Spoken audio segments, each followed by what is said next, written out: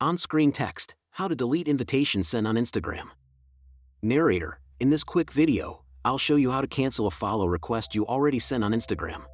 On-screen text, Step 1, open Instagram. Narrator, first, open the Instagram app and make sure you're logged into the right account. On-screen text, Step 2, go to Profile. Narrator, tap your profile picture in the bottom right corner to open your profile page. On-screen text, Step 3, open menu. Narrator, next, tap the 3 lines menu in the top right corner. On-screen text, Step 4, your activity. Narrator, from the menu, choose your activity. On-screen text, Step 5, interactions. Narrator, then tap interactions to see your recent actions. On-screen text, Step 6, find follows. Narrator, inside interactions, tap follows to manage your follow activity.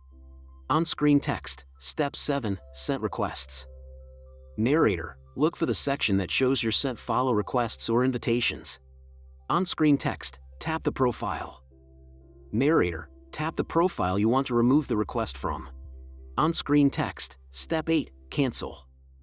Narrator, on their profile, tap the requested button, then choose cancel or unfollow to delete the invitation.